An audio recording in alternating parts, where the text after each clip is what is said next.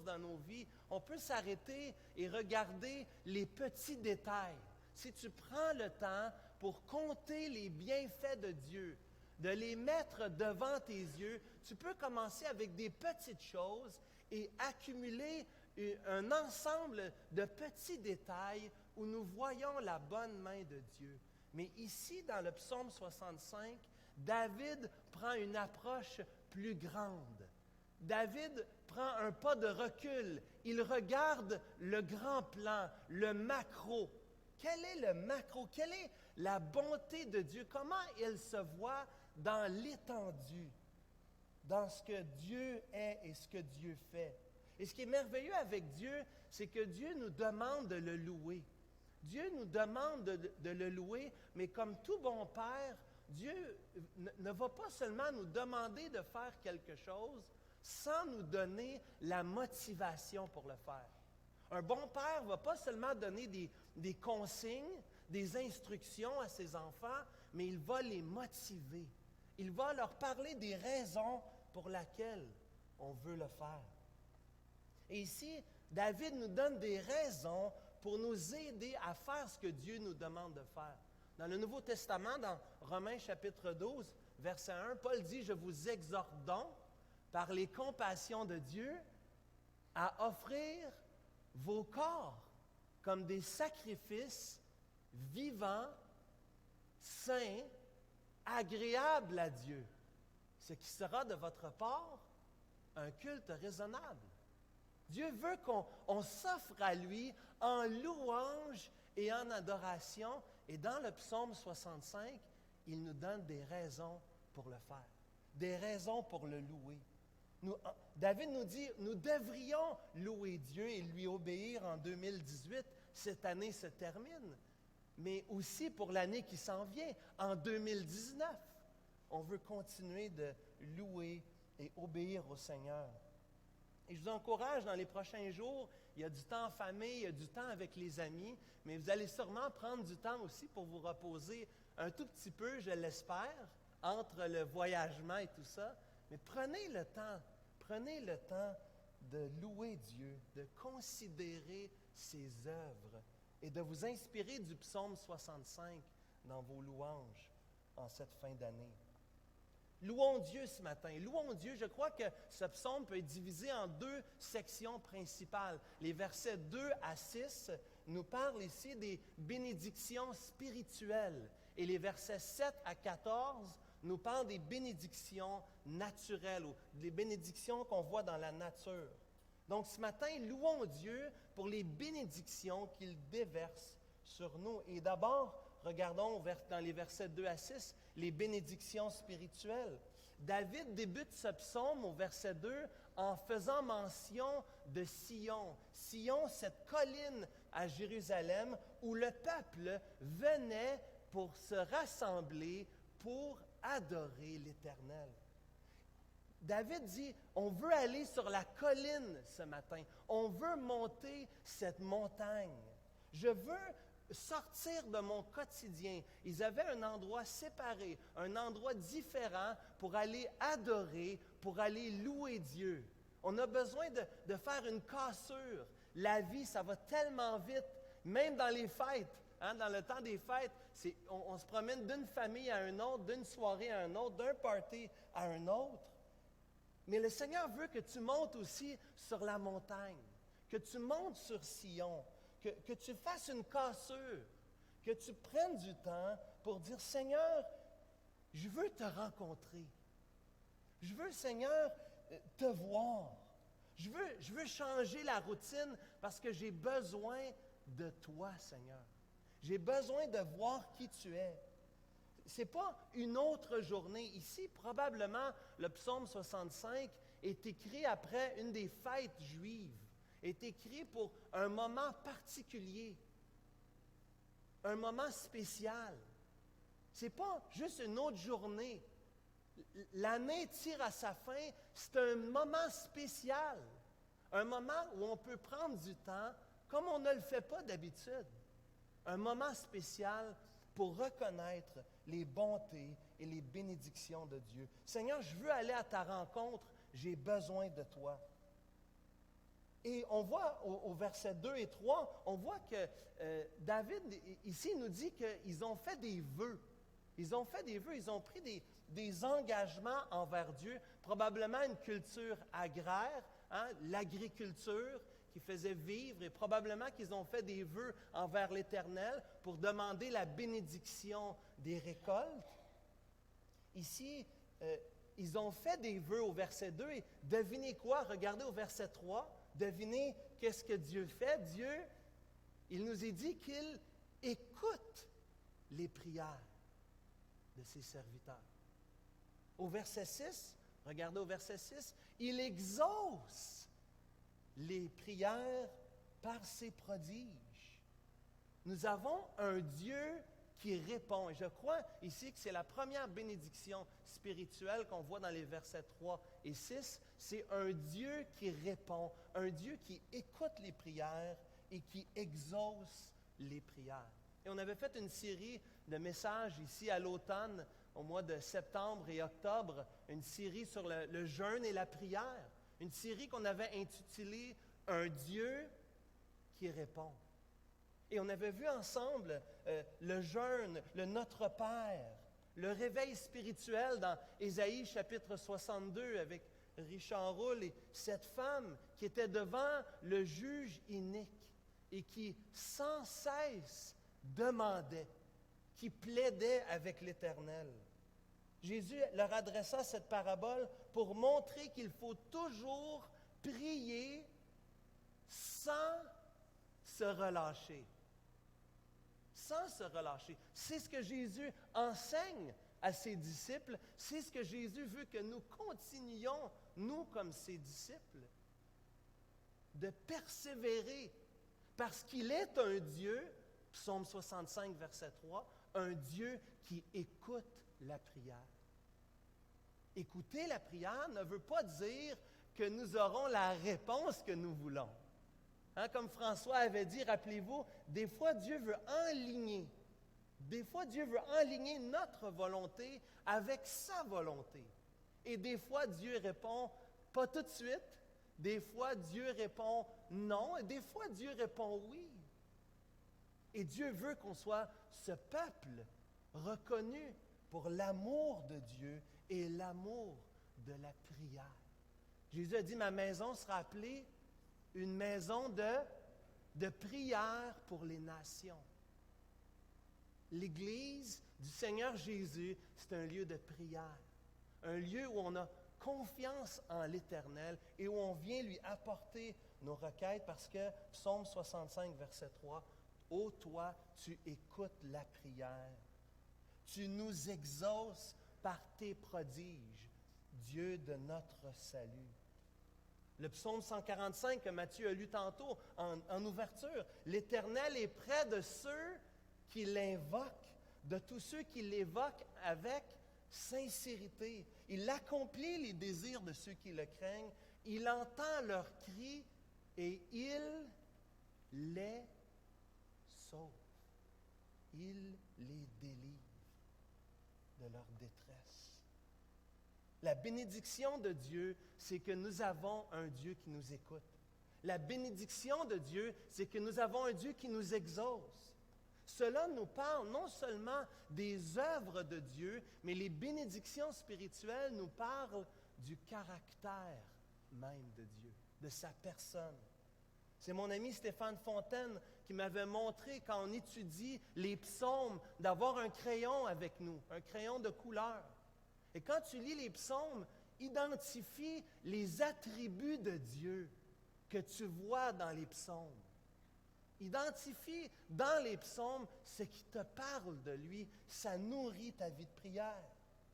Et quand tu lis les psaumes, tu vois le psaume 65 est rempli d'attributs de Dieu, d'éléments qui nous parlent du caractère de Dieu, des qualités de Dieu. Je ne veux pas seulement remercier Dieu pour les bénédictions, pour sa main, mais je veux aussi regarder à sa personne. Je ne veux pas seulement que mes enfants disent « Merci papa pour le cadeau que tu nous as acheté », mais je voudrais que mes enfants voient que la raison pour laquelle ils reçoivent un cadeau, c'est parce que Je les aime. Ça parle de mon caractère. Ça parle de mon amour pour eux. Et Dieu ne peut pas se renier lui-même. Dieu ne joue pas la comédie. Dieu n'est pas à double face. Dieu, tout ce que vous voyez de Dieu, toutes les bénédictions de Dieu viennent de sa personne, viennent de son caractère, viennent de son essence même. Il n'y a pas de manipulation. Il n'y a ni changement, ni ombre de variation, nous dit Malachie. Il est le même hier, Hébreu, hier, aujourd'hui et éternellement. Ce Dieu fidèle qui ne change pas ne peut se renier lui-même. Et les bénédictions spirituelles que nous vivons, que nous goûtons, viennent de sa personne, de sa fidélité, viennent de son caractère. Donc, ce que Dieu fait, ça parle de qui Dieu est. Et David souligne, remarquez, regardez au verset 6. David veut que tu vois que les bénédictions viennent de son caractère, viennent de sa bonté. On a un Dieu qui est foncièrement, essentiellement bon. Il est bon. Voici ce que je veux repasser dans mon cœur, dit Jérémie.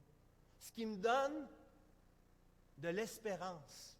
Les bontés de l'Éternel ne sont pas épuisées. Ses compassions ne sont pas à leur terme. Elles se renouvellent chaque matin. Chaque matin. Oh, que ta fidélité est grande. L'Éternel est mon partage. C'est pourquoi je veux espérer en lui.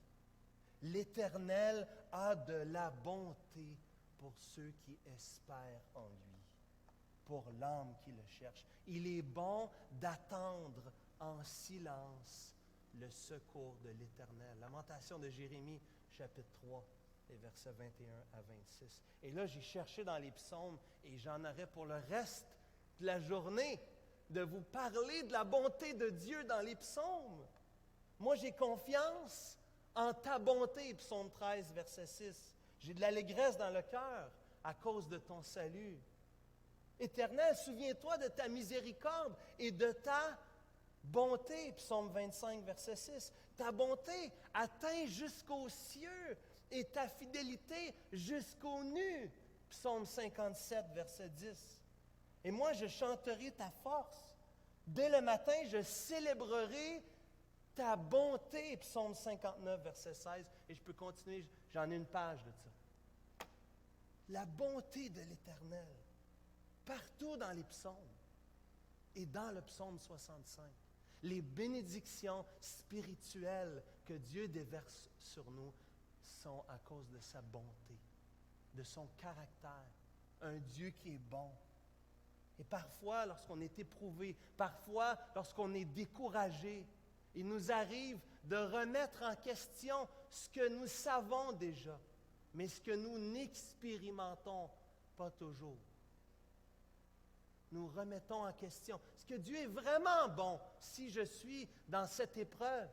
En 2018, il y a des personnes qui ont été fortement éprouvées dans l'Église. Il y a des personnes qui ont perdu un être cher. Il y a des personnes qui ont passé par la maladie. Notre sœur Lydia l'a mentionné tout à l'heure. Mais il y en a d'autres aussi. Il y en a qui vivent présentement. Stéphane est avec nous aujourd'hui et tantôt va participer dans le repas du Seigneur. Stéphane et Marjo sont dans cette tourmente depuis si longtemps avec un enfant qui est malade. D'autres ont perdu leur emploi cette année. Et peut-être dans ta vie, dans ta réalité, tu te dis, mais est-ce que Dieu est vraiment bon? Est-ce qu'il m'a oublié? David veut que tu vois que Dieu est toujours bon ce matin. Et Dieu est toujours bon, même dans l'épreuve. Et Dieu sera bon en 2019, malgré ce qui arrivera. Dieu est le même hier, aujourd'hui, éternellement, il ne change pas. Sa bonté est là et les bénédictions spirituelles se déversent sur nous. Dieu n'est pas le Dieu seulement des Juifs ici. C'est très intéressant dans ce psaume, il y a au moins 3 références qui nous sortent de Jérusalem, qui nous parle des extrémités de la terre, de toutes les nations. 2000 ans plus tard, on est là, frères et sœurs. On est là. L'Évangile s'est rendu jusqu'à Pierrefonds, jusque dans l'ouest de l'île de Montréal. La bonne nouvelle, la bonté de Dieu pour nous s'est rendue ici, même en 2018. Le Créateur de l'univers est aussi celui qui veut démontrer non seulement sa bonté dans la création, mais sa bonté dans notre vie de tous les jours, parce qu'il écoute nos prières. Il est disponible pour toi. Il exauce nos prières. Et ce qui est intéressant, vous remarquerez aussi au verset 2 ainsi qu'au verset 6, c'est ce que ça produit dans le cœur de David. Remarquez l'espoir au verset 6. Remarquez au verset 2 la confiance, la fidélité de Dieu. Un Dieu qui entend nos prières, un Dieu qui répond à nos prières, un Dieu qui nous exauce. Cela crée dans notre cœur une confiance inébranlable en lui. Une espérance, un espoir malgré ce que nous pouvons vivre. Il est là. Et mon frère, ma sœur, je veux t'encourager ce matin. Je veux que tu sois encouragé par le psaume 65. Peut-être que tu as perdu espoir. Peut-être que tu chambranles de ta confiance. Jean-Baptiste a douté, on le sait. Mais on va au pied de Jésus. Et c'est là qu'on retrouve la confiance, l'espoir et la joie de le servir. Comment Dieu peut-il entendre les prières des pécheurs? C'est intéressant que ce psaume nous donne une deuxième raison, une deuxième bénédiction spirituelle. Non seulement nous avons un Dieu qui entend nos prières, un Dieu qui répond, mais nous avons aussi un Dieu qui pardonne. Parce que Dieu reçoit le pécheur. Tu te sens peut-être, tu ne te sens pas à la hauteur aujourd'hui. Tu dis, comment moi je pourrais apporter une requête devant Dieu? Dieu ne voudra jamais m'écouter. Dieu sait les péchés dans ma vie. Dieu connaît mes péchés cachés, mes pensées, mes attitudes, ma rébellion. S'il y a une personne qui peut te comprendre, c'est David, n'est-ce pas? Rappelez-vous dans le psaume 51, qu'est-ce qu'il a fait, David, après qu'il eut couché avec Bathsheba, qu'elle eut tombé enceinte, qu'il ait tué Uri, qu'il ait été jugé par le prophète Nathan? Quelle était sa réponse, son attitude dans le psaume 51? J'ai péché contre toi, j'ai péché contre toi seulement. Il vient à Dieu, il vient en confessant ses fautes. Et ici, dans le psaume 65, David veut qu'on loue Dieu pour la bénédiction spirituelle d'être pardonné. Ce matin, tu peux louer Dieu. Quand tu repars à la maison, quand tu vas prendre du temps avec tes amis, avec ta famille, tu peux prendre du temps pour dire « Merci Seigneur, tu m'as pardonné. » Et j'espère que c'est ton cas aujourd'hui. J'espère que tu es ici aujourd'hui et que tes péchés ont été pardonnés par le Seigneur Jésus. David ici parle du péché, des transgressions, des iniquités. Un autre mot qui veut dire la même chose. Péché, transgression, iniquité. Et il emploie le mot « pardonner » qui est employé seulement à 3 reprises dans les psaumes. Cela veut dire de purger, de nettoyer, d'enlever, de couvrir les péchés. C'est même Asaph qui avait dit dans le psaume 79, « Secours-nous, Dieu de notre salut, pour la gloire de ton nom, délivre-nous et pardonne nos péchés à cause de ton nom. » On a besoin de lui. On a besoin d'expérimenter le pardon de Dieu. Et peut-être ce matin, tu te sens coupable.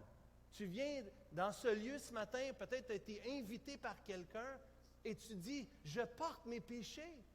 Je me sens coupable de mes péchés. Je me sens accablé, nous dit le psaume 65 au verset 4. Je me sens accablé devant mes transgressions. Je me sens lourd. Je suis découragé. Le Seigneur te dit, c'est moi le Dieu qui pardonne. Un Dieu comme nul autre. Pas un Dieu qui te demande de faire des œuvres pour compenser pour tes péchés. Non, le Dieu qui dit, je vais prendre tes péchés. Je vais les prendre sur la croix. Je vais les prendre à ta place. Je t'aime. Je veux me donner. On est dimanche de l'année, c'est ça, hein? Je vais me donner à toi.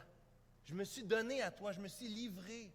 Mon corps a été brisé. Savez-vous que dans l'Ancien Testament, on devait offrir des sacrifices. On devait offrir des sacrifices annuellement pour couvrir les fautes, pour pardonner les péchés. Et tout à l'heure, nous autres, nous allons prendre le repas du Seigneur.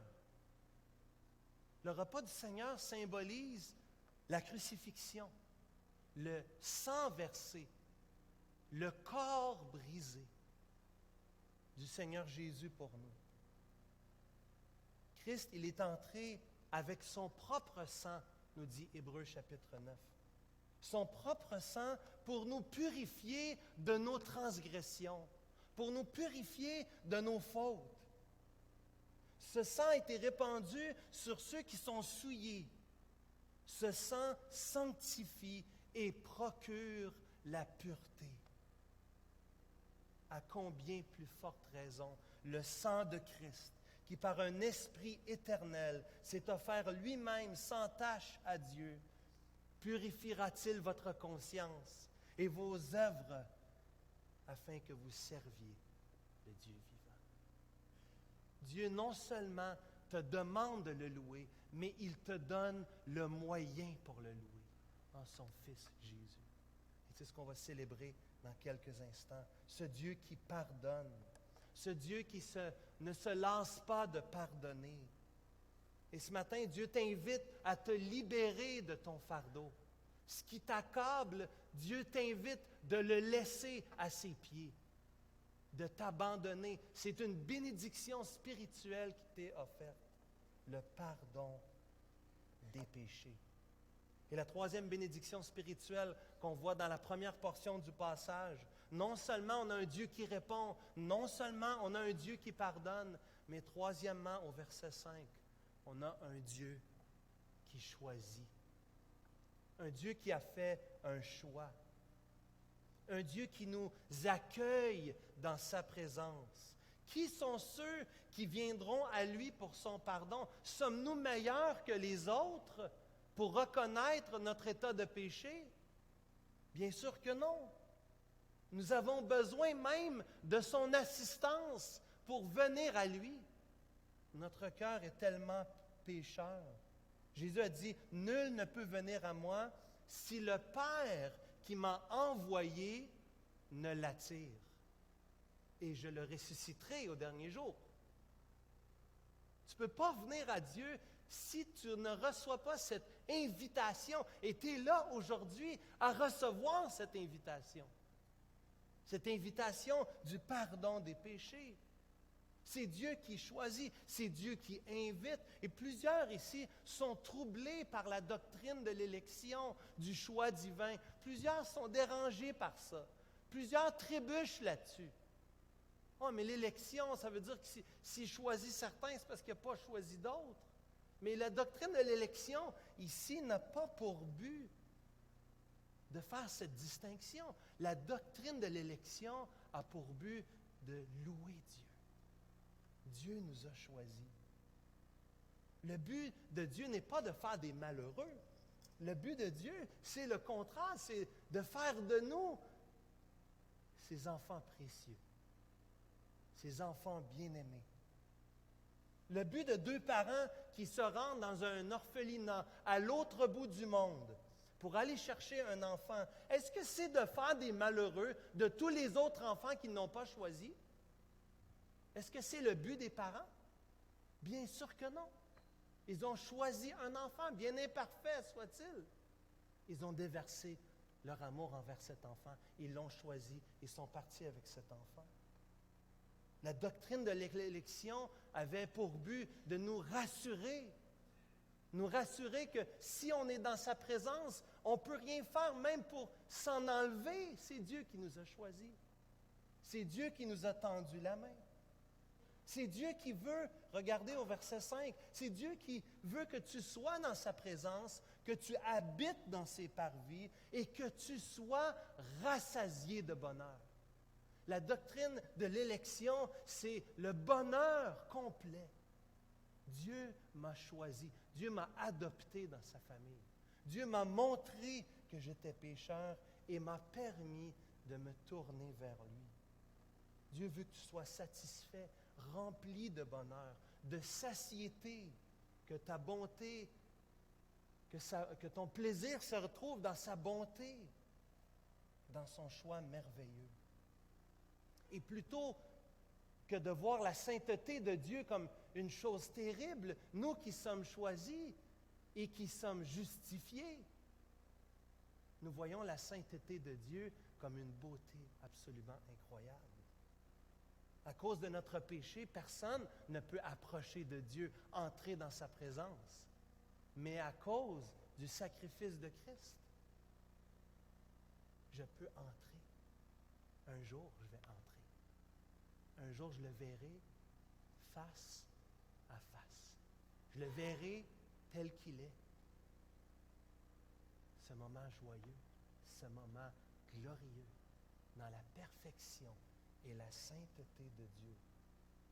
Puis-je dire que c'est par mes propres mérites, par ma propre obéissance, que je peux entrer dans la présence de Dieu? Bien sûr que non. C'est à cause de l'œuvre accomplie par Christ, le pardon de Christ et ce choix merveilleux que Dieu a déversé sur moi. On se pose toujours la question, pourquoi moi? Moi, je me pose la question souvent, pourquoi moi? Je n'ai pas de réponse à ça. Les questions pourquoi, ça appartient au Seigneur. Pourquoi moi? Pourquoi il m'a sauvé? Pourquoi il m'a choisi? Je ne mérite pas ça. Je ne suis pas digne. C'est sa grâce. C'est sa bonté. C'est son amour pour moi. Et c'est pour ça que je compte les bienfaits de Dieu.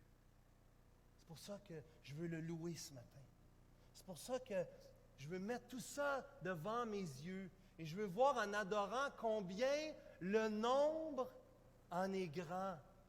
Combien les bénédictions sont grandes. Il y en a juste 3 qu'on a vues ce matin. Juste 3 bénédictions spirituelles. Un Dieu qui entend, un Dieu qui pardonne, un Dieu qui choisit, un Dieu qui m'a choisi. Combien de louanges viennent du fond de mon cœur, n'est-ce pas? Dieu veut que tu le loues ce matin pour ça. Mais dans ce passage, il y a une deuxième grande section qu'on va vraiment voir rapidement. Il y aura tellement de choses à dire ici encore. Mais il y a des bénédictions naturelles. Regardez dans les versets 7 à 14. Non seulement il déverse ses bénédictions spirituelles, mais il déverse aussi ses bénédictions naturelles. Les deux vont ensemble. Les deux vont ensemble. Tu ne peux pas voir Dieu seulement comme celui qui bénit spirituellement, mais qui est déconnecté de la vie de tous les jours. C'est ce qui me dérange beaucoup de l'évolution. Il y en a qui aiment, même certains chrétiens qui essaient de faire fitter ça, mais j'ai beaucoup de difficultés parce que je vois un Dieu qui intervient non seulement au moment de la création, mais tout au long de la vie ici-bas sur terre. Non seulement Dieu a créé toutes choses, mais les versets 7 à 14 nous décrivent comment Dieu continue d'agir. Et regardez avec moi dans les versets 7 à 14, juste les verbes. Il affermit au verset 7, il ceint, il apaise, il remplit, il visite, il donne, il comble, il prépare, il fertilise, il détrempe, il bénit, il couronne, il verse. Ce sont tous des verbes qui décrivent une action divine, une action continuelle, un présent qui se continue encore aujourd'hui. Ces verbes dénotent les choses les plus essentielles à la vie. L'eau, même le blé, l'eau qui est nécessaire à la vie, le blé mangé. Dieu est non seulement le créateur du monde, mais il est aussi le Dieu qui soutient le monde. Et comme on a dit tantôt dans les temps de partage, Dieu est celui qui pourvoit, qui prend soin encore aujourd'hui. Le même Dieu qui a créé le monde et celui qui est venu le sauver est aussi celui qui le soutient aujourd'hui par sa parole puissante. Et donc, dans sa louange, David juxtapose. David prend les bénédictions spirituelles, mais prend aussi les bénédictions naturelles pour dire « Wow, Seigneur! Wow, Seigneur! Qui es-tu? » L'œuvre créatrice, l'œuvre rédemptrice, l'œuvre d'un Dieu tout-puissant qui soutient toutes choses par sa parole puissante. Ce Dieu continue d'agir aujourd'hui. Il n'est pas détaché. Dieu n'est pas le Dieu désintéressé. Il est le Dieu qui est actif, qui participe, qui est là aujourd'hui avec nous. Les effets de l'œuvre de l'Éternel se voient sur la création tout entière. Et rappelez-vous ici, David est au macro. David essaie de regarder les grandes choses. Il ne regarde pas la fourmi. Il regarde ici, regardez au verset 6, les montagnes, les mers, les peuples, la terre, le blé, les sillons, les plaines, les collines, les pâturages, les vallées. David prend un pas de recul pour dire, fais juste regarder autour de toi. Regarde, vois l'œuvre de Dieu. Non seulement l'œuvre créatrice, ça c'est le psaume 19, mais le psaume 65, c'est l'œuvre de Dieu qui soutient, qui continue de tenir toutes ces choses. Ce Dieu de grandeur, ce Dieu qui tient l'univers dans la paume de sa main. Ce Dieu ici qui est décrit comme le Dieu tout-puissant, n'est-ce pas? Le Dieu omnipotent. Celui qui est plein de force au verset 7. Celui qui peut contrôler même, les versets 7 et 8, les flots de la mer. Rappelez-vous, il y a quelques semaines, notre frère Daniel Thornton avait prêché dans Luc chapitre 8. Lorsque Jésus avait monté, s'était réveillé dans la barque. Et qu'est-ce qu'il avait fait avec les flots de la mer, les disciples qui pensaient mourir? Jésus a calmé la tempête en un instant, subitement, tout de suite. Le même Dieu qui a amené toutes ces choses à exister dans Genèse chapitre 1 est aussi capable aujourd'hui de les contrôler par sa parole puissante. Ce Dieu qui peut apaiser les flots de la mer, mais les flots de la mer sont une métaphore aussi pour les peuples. Parce qu'on voit aujourd'hui, il y a du tumulte parmi les peuples. Nos voisins, les Américains du Sud, le vivent, même avec le président, M. Trump, n'est-ce pas? Il semble qu'il y a beaucoup de choses qui sont paralysées présentement. Il fallait que je parle de Trump. Mon oncle est ici aujourd'hui, aux États-Unis. Il fallait que je mentionne ça aujourd'hui quand même. Est-ce qu'il y a du tumulte parmi les nations? La Chine, le Canada, Huawei, il y a des choses qui se passent, des enjeux politiques. Le même Dieu qui a calmé la mer, l'océan, est celui qui peut aussi calmer le tumulte parmi les nations. On l'a dit la semaine dernière, le Proverbe 21, verset 1 nous dit que Dieu incline le cœur du roi. Le roi est comme un courant d'eau dans les mains de l'Éternel. Dieu fait ce qu'il veut. Ce texte nous parle du soin de Dieu, le soin de Dieu pour nous, tout au long des versets 7 à 14. Le bon vieux cantique, le célébrons Dieu, loué soit Dieu, le Créateur, le souverain Maître. À tous il donne le mouvement, la vie et l'être. Tout ce qu'il fait est agréable et parfait. Loué soit Dieu, sa bonté chaque jour se révèle. Il t'a donné la santé, t'a gardé sous son aile. Ses tendres soins pourvoient à tous tes besoins. Le psaume 65 nous rappelle de la satiété d'un Dieu qui pourvoit à tous nos besoins, qui nous comble de ses bénédictions. La puissance de Dieu, le soin de Dieu se voit de l'Orient à l'Occident, aux quatre coins de la terre. C'est évident. Cela nous parle de l'omniprésence de Dieu. Dieu n'est pas limité comme les dieux païens à un temple. Dieu n'est pas une statuette. Dieu n'est pas limité à un endroit géographique, géolocalisé. Dieu est esprit et Dieu est partout. Dieu n'en manque pas une. Ce Dieu reconnu pour son immensité, ce Dieu qui est en nous, par-dessus, en dessous, autour de nous, et ce Dieu qui nous dit en terminant au verset 12, ce Dieu qui nous dit, « Je couronne l'année de mes biens et mes pas versent l'abondance. » Ce verset nous parle de la provision de l'Éternel en 2018. Le cœur rebelle ne reconnaît pas que cela vient de Dieu. L'insensé dit en son cœur, il n'y a pas de Dieu. Mais l'enfant de Dieu, il reconnaît au verset 12 la provision de Dieu dans sa vie, les soins de Dieu dans sa vie. Et c'est avec des cris de joie au verset 14, des chants de réjouissance que nous disons, Seigneur, tu as couronné l'année de tes biens. Tu nous as bénis, Seigneur. Tu nous as donné plus qu'on mérite.